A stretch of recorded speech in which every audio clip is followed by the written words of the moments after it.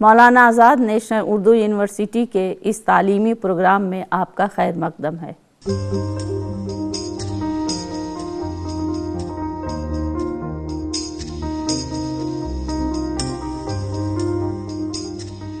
عزیز طلبہ، آج ہم آپ لوگوں سے غالب کی غزل گوئی پر گفتگو کریں گے، جس میں آپ غالب کی غزل گوئی کی مختلف خصوصیات سے واقف ہوں گے۔ مثلاً غالب کی غزلوں میں تہداری، غالب ایک صاحب فکر شاعر تھے۔ غالب کی غزلوں کی اہم خصوصیات شوخی اور ظرافت ہے۔ غالب بے حد ذہین اور صاحب تخیل شاعر تھے۔ غالب کی غزلوں میں تصوف کے عناصر بھی پائے جاتے ہیں، اور آپ یہ بھی جان جائیں گے کہ غالب کی غزلوں کا بنیادی موضوع بھی عشق و محبت ہے۔ اور آخر میں غالب کی مشہور غزل سب کہاں کچھ لالو گل میں نمایاں ہو گئیں کی توضیح و تشریح کریں گے۔ مرزا اسد اللہ خان غالب بلند پایہ شاعر اور بہترین نثر نگار ہیں۔ غزل گوئی ان کا امتیازی وصف ہے۔ ان کی شاعری اپنے عہد کی آواز رہی ہے، جس کی گونج عہد حاضر میں بھی سنائی دیتی ہے اور احساس دلاتی ہے کہ یہ آنے والے وقت کی بھی آواز رہے گی۔ وقت اس کی چمک کو دھندلا نہ سکی، اسی لیے انہیں دوربین، مفکر اور فلسفی شاعر بھی کہا جاتا ہے۔ مرزا غالب کی مقبولیت اب بھی اتنی ہی ہے جتنی پہلے تھی۔ دنیا ادب کی تاریخ غالب کے خاطر خواہ ذکر کے بغیر ادھوری ہے۔ وہ 19ویں صدی کے غیر معمولی ذہین، حاضر جواب، بذلہ سنج، دور اندیش اور صاحب فکر شاعر تھے۔ غالب اپنے خطوط، قصیدوں اور غزلوں کے لیے خصوصی شہرت رکھتے ہیں۔ ان کی غزلیں تہداری اور معنی آفرینی جیسے شعری محاسن سے مملو ہیں۔ غالب نے بڑی کم عمری ہی سے شاعری کا آغاز کر دیا تھا، جس میں اولیت غزل گوئی کو حاصل تھی۔ ابتدائی دور میں ان کی اردو شاعری پر فارسی کا غلبہ رہا۔ وہ فارسی الفاظ کثرت سے استعمال کرتے تھے اور اس سے شاعری میں جدت پیدا کرنے کی کوشش کرتے تھے۔ غالب عام روش سے ہٹ کر ایک منفرد راہ اختیار کرنے کے قائل تھے۔ ان کا ماننا تھا کہ دوسروں کے پیچھے چلنے سے آدمی اپنی منزل کھو دیتا ہے، اس لیے جس راستے سے کارواں گزرا ہے میں اس راستے پر چلنا پسند نہیں کرتا۔ اس بحث سے قطع نظر غالب کے بارے میں عام خیال تھا کہ ان کی غزلیں فکری سطح پر پیچیدہ اور مشکل ہوا کرتی ہیں، یہاں تک کہ زبان بھی عام فہم نہیں ہے۔ غالب کے مخالفین نے ان کی اس کمی کو خوب ہوا دی۔ اکثر ناقدوں اور تذکرہ نگاروں نے اس حوالے سے لکھا ہے کہ غالب سے کہا گیا کہ اگر اپنا کہا تم آپ ہی سمجھے تو کیا سمجھے، مزہ کہنے کا جب ہے ایک کہے اور دوسرا سمجھے۔ غالب کے احباب کی یہ صدا انہوں نے بھی سنی۔ خصوصاً مولوی حق خیر آبادی نے کہا کہ شاعری عام فہم ہوگی تو زیادہ لوگ فیض یاب ہوں گے۔ غالب خود بھی گویم مشکل وگرنہ گویم مشکل جیسی کیفیت سے دوچار ہونے لگے تھے، لہٰذا انہوں نے اپنا انداز تبدیل کیا، سہل اور آسان زبان کی طرف راغب ہوئے۔ ترسیل کی خوبی نے شعری حسن میں مزید اضافہ کر دیا اور شہرت کی بلندیوں پر پہنچا دیا۔ بلا شبہ وہ آج بھی سب پر غالب ہیں۔ اس بات کی تصدیق رشید احمد صدیقی کے اس مشہور زمانہ قول سے ہوتی ہے کہ مغلوں نے ہندوستان کو 3 چیزیں دی ہیں: تاج محل، اردو اور غالب۔ غالب کی غزلوں میں تہداری پائی جاتی ہے۔ ان کے کلام کا بظاہر جو مطلب پہلی نظر میں فوری طور پر سمجھ میں آتا ہے، اس کے علاوہ بھی اس میں معنی کے دوسرے پہلو بھی موجود ہوتے ہیں۔ بعض اوقات تیسرا چوتھا پہلو بھی سامنے سمجھ میں آتا ہے، اور یہ احساس ہوتا ہے کہ ہر پہلو اپنی جگہ درست ہے۔ یہ غالب کی غزلوں کی بہت بڑی خصوصیت ہے۔ مثال کے طور پر ایک شعر ملاحظہ کیجئے: تجھ سے تو کچھ کلام نہیں لیکن اے ندیم، میرا سلام کہیو اگر نامہ بر ملے۔ اس شعر میں سلام کے کئی معنی لیے جا سکتے ہیں۔ لغوی معنی تو آداب بجا لانا ہے، لیکن مجازی معنی یاد دہانی، طنز کے طور پر تعلق استوار کرنے کے لیے بھی لیے جا سکتے ہیں۔ इस शेर में शायर ने यह बयान किया है कि दरअसल मेरा महबूब इतना हसीन है कि जो कोई उसे देखता है वो उस पर फरेफ्ता हो जाता है। नामावर ने बड़े दावे किए थे कि वो महज मेरा पैगाम पहुंचा देगा, लेकिन महबूब के हुस्न को देखकर उसने भी वही किया जो उससे पहले के नामावरों ने किया था। यहाँ शायर नामावर की शिकायत नहीं करता है, बल्कि अपने महबूब के हुस्न की इंतहा बयान करना चाहता है, इसीलिए महज सलाम भेजता है ताकि याद दहानी हो जाए। दरअसल गालिब का तख़य्युल बहुत बुलंद है। वो किसी भी मज़मून को कई ज़ाविये से देखते समझते और उसे खुद एतमादी से अपनी गज़लों में बांधा करते थे। यही सबब है कि अब तक सबसे ज़्यादा शरहें गालिब की गज़लों की ही लिखी गई हैं।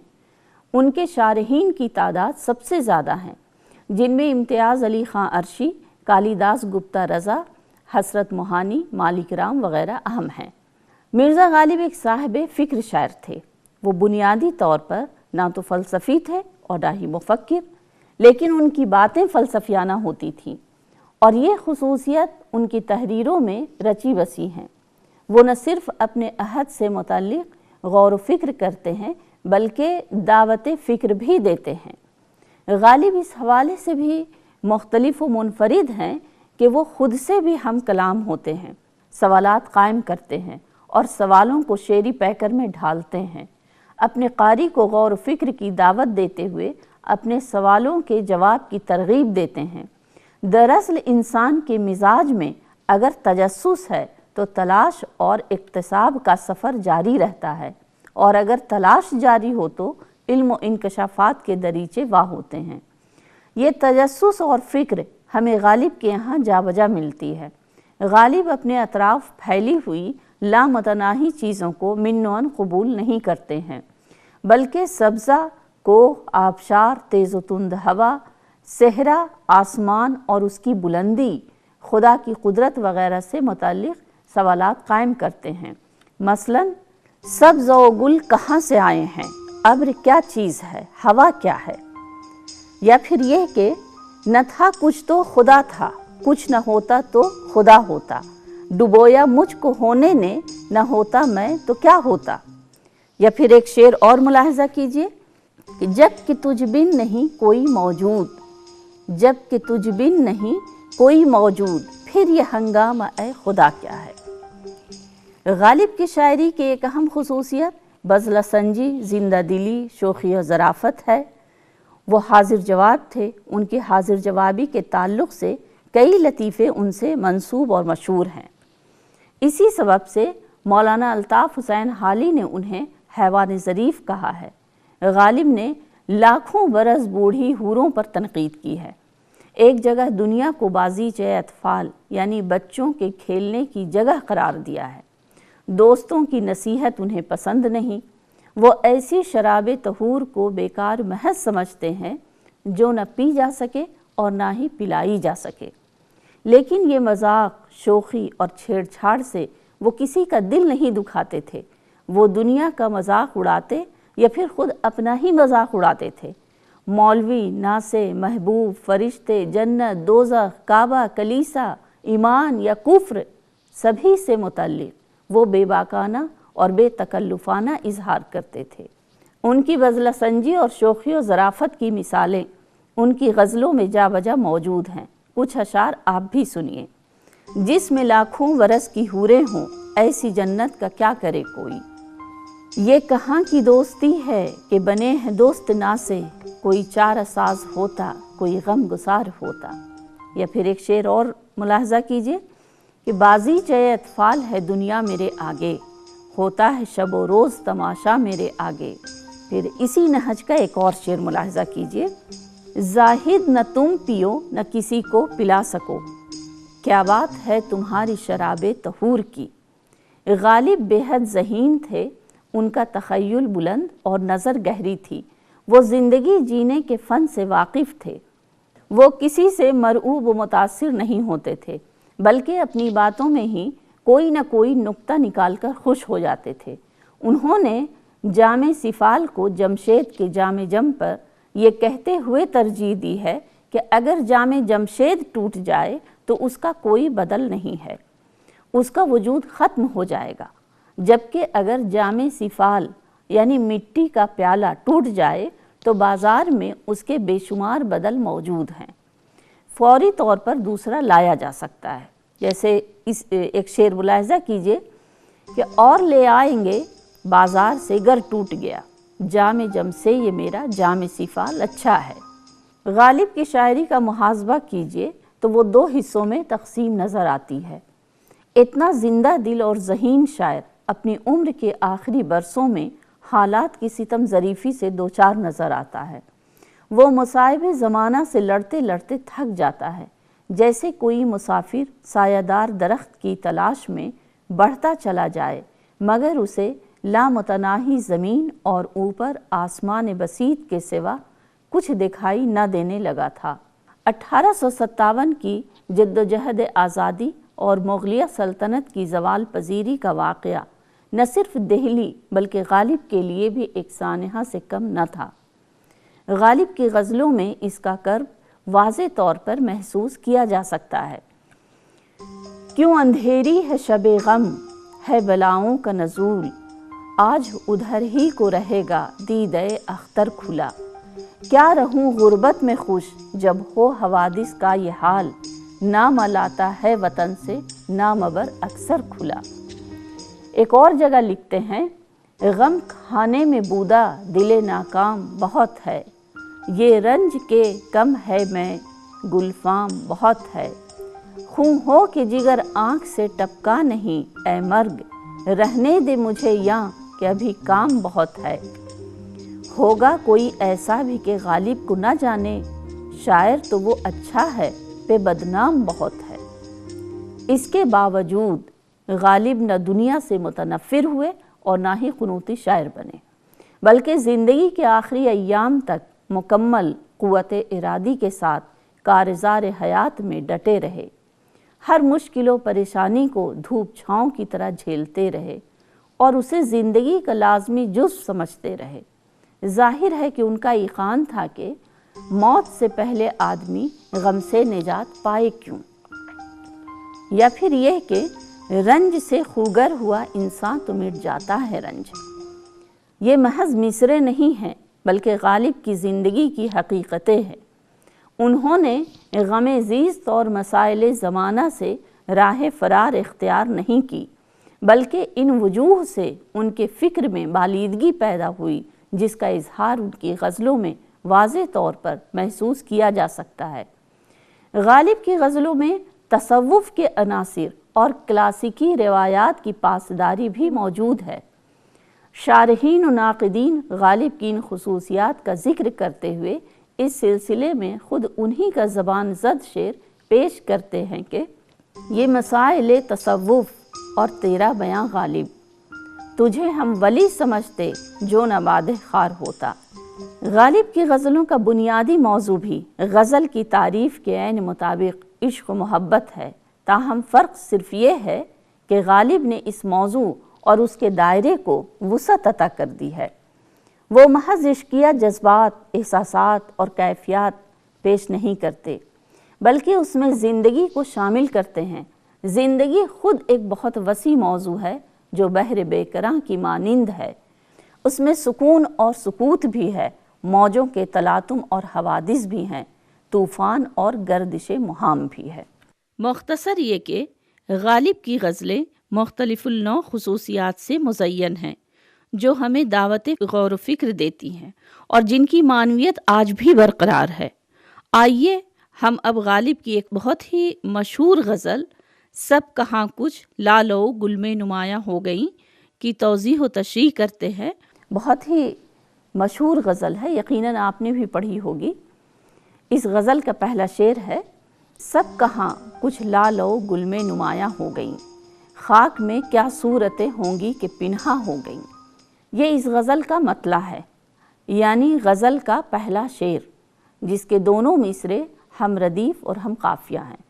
شاعر حسین و جمیل بیل بوٹوں اور پھولوں کو دیکھ کر حیران اور خوش ہے، لیکن ساتھ ہی وہ یہ سوچتا ہے کہ ان پھولوں کے وجود میں آنے کے اسباب کیا ہو سکتے ہیں، اور بالآخر اس نتیجے پر پہنچتا ہے کہ دنیا کی حسینائیں جن کی شکل و صورت حسین پھولوں جیسی تھیں، اور جب وہ وفات پا گئیں اور زیر زمیں ہو گئیں تب ان میں سے کچھ ان لال و گل کی شکل میں سامنے آئی ہیں۔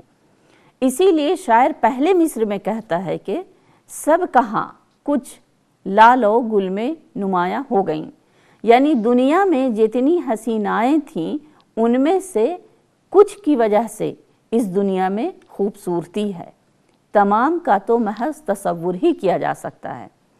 اس شعر میں شاعر نے مزید حسن پیدا کرنے کے لیے صنعت حسن تعلیل سے کام لیا ہے۔ اب غزل کا دوسرا شعر دیکھیے کہ سب رقیبوں سے ہوں ناخوش پر زنان مصر سے، ہیں زلیخا خوش کہ محو ماہ کنعہ ہو گئیں۔ کنعہ دراصل حضرت یوسف علیہ السلام کا وطن تھا۔ ماہ کنعہ بمانی کنعہ کا چاند، مراد ہے حضرت یوسف۔ بی بی زلیخا اور یوسف کا قصہ تاریخی و مذہبی اعتبار سے مشہور ہے، اور اس طرح یہ شعر تلمیح کا شعر کہلائے گا۔ شاعر یہ بیان کرتا ہے کہ عموماً رقیبوں سے لوگ ناخوش ہوتے ہیں، لیکن مصر کی عورتوں سے جو زلیخا کی رقیب بن بیٹھی تھیں، زلیخا خوش تھیں۔ آپ جانتے ہیں کہ وجہ کیا ہے؟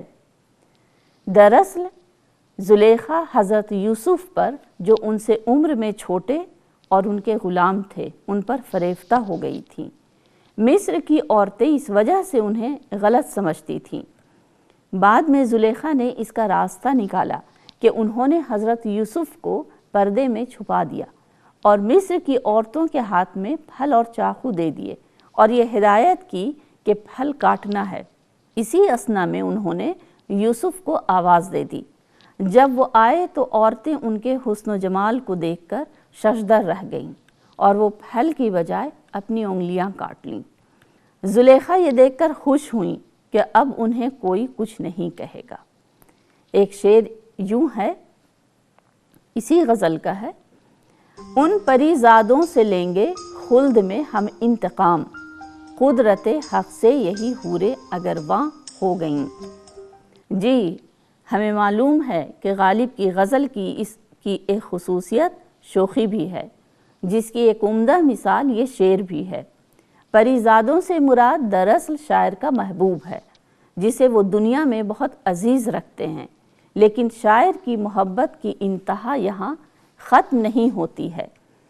انہیں یہ بھی یقین ہے کہ حقیقت میں جو 70 حوریں ملیں گی اور قدرت کی مہربانی سے اگر جنت میں حوروں کی شکل میں یہی پریزادیں مل گئیں تو میں وہاں ان سے بدلہ لوں گا کہ انہوں نے دنیا میں مجھ پر بہت ظلم و زیادتی کی ہے۔ اسی پس منظر میں غالب نے کہا ہے کہ خلد میں ہم انتقام لیں گے۔ نیند اس کی ہے، دماغ اس کا ہے، راتیں اس کی ہیں، تیری زلفیں جس کے بازو پر پریشاں ہو گئیں۔ یہ اس غزل کا سب سے اچھا شعر ہے۔ عزیز طالب علموں، آپ یقیناً واقف ہوں گے کہ کسی غزل کے سب سے اچھے شعر کو بیت الغزل یا شاہ بیت کہتے ہیں۔ ممتاز ناقد مولانا الطاف حسین حالی اور پروفیسر یوسف سلیم چشتی نے بھی اس شعر کو بیت الغزل کہا ہے۔ یوں تو ہر انسان کی راتیں، دماغ اور نیند اس کی اپنی ہوتی ہی ہیں، لیکن شاعر یہاں محبوب کی عظمت بیان کرتے ہوئے مخاطب ہے کہ راتیں، نیند اور دماغ تو اصل میں اس کی ہیں جس کے شانے کو محبوب کی پریشان زلفیں نصیب ہوں۔ اس کیفیت میں جو سکون ملتا ہے وہ قابل رشک ہے، اور اسی میں صحیح معنوں میں نیند اور راتوں کا لطف ہے۔ یہاں شاعر نے وصل کی طرف محض ایک اشارہ کیا ہے، بہت واضح طور پر نہیں کہا ہے۔ عمدہ شاعری کی امتیاز ہوتا ہے کہ کوئی بات اشاروں کنایوں میں کہہ دی جاتی ہے، قاری اسے محسوس کر لیتے ہیں۔ اشارے سے جو تذبذب اور اشتیاق کی کیفیت پیدا ہوتی ہے وہ شعر کے حسن کو مزید دوبالا کر دیتی ہے۔ صاف چھپتے بھی نہیں، سامنے آتے بھی نہیں، اس سے جو لطف میسر ہوتا ہے وہ دیر پا اثر رکھتا ہے۔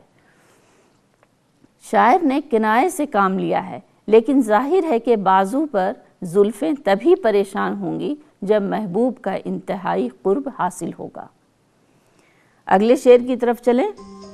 میں چمن میں کیا گیا گویا دبستاں کھل گیا، میں چمن میں کیا گیا گویا دبستاں کھل گیا، بلبلیں سن کر میرے نالے غزل خواں ہو گئیں۔ آپ جانتے ہیں کہ بلبل کی آواز بہت دل نشیں ہوتی ہے۔ شاعر کہتا ہے کہ جب میں چمن میں گیا اور وہاں محبوب کی یاد میں آہ و فغاں کرنے لگا تو چمن میں موجود بلبلیں میرے نالے سن کر میری آہوزاری میں وہ بھی شامل ہو گئیں، گویا میرے غم میں شریک ہو گئیں۔ اس سے محسوس ہونے لگا کہ چمن میں ایک دبستان سا کھل گیا ہے اور بلبلیں میرا سبق یاد کر رہی ہیں۔